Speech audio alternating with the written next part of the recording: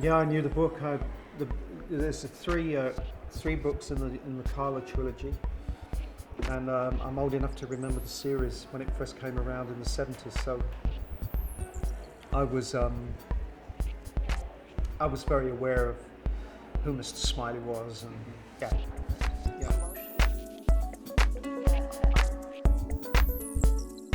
Well, yeah, some of it is you know, I mean it's actually set in '73, so it has a backdrop of the Cold War, and I was a teenager back then, so I you know, I mean, although it's a period film, one often thinks of actors in period films that, you know, you're wearing robes or armor or riding horses. You know, this is a period movie, but it's a period I remember and lived through.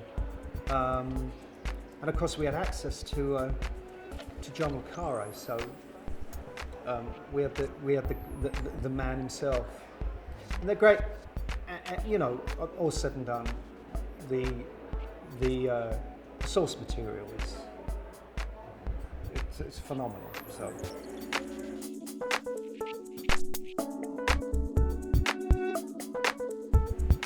Yeah, what you get with someone like Jim Gordon is the great thing about always. First of all, you've done the work on the first one.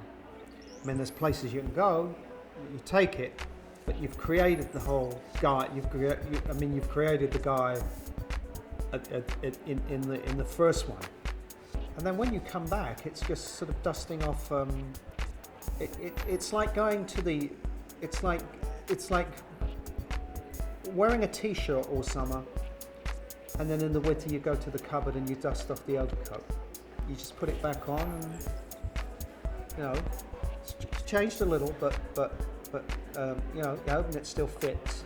But it is really like sort of slipping on something an old coat or something that's very familiar.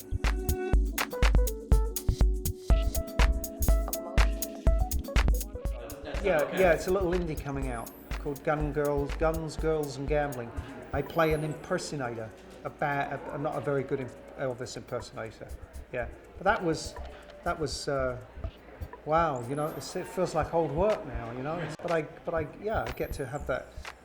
I get those sideburns and wear that white jumpsuit. It was kind of, yeah, it was kind of fun.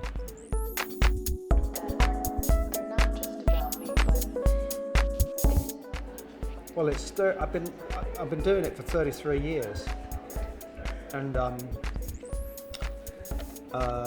what keeps you doing it? Well, you know, it's partly what I know. I mean, I earn my living doing it, and you know, it's not always easy to.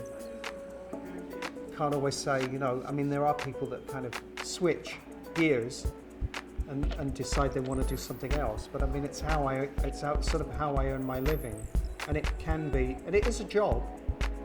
As odd as that sounds, it's, you know, you do it and you go into work, but. You know, the sort of Tinker Tailor Soldier Spy, they keep me going because they come in, and something like that is a very rich part in a great project, and so that keeps you going. You know what I mean?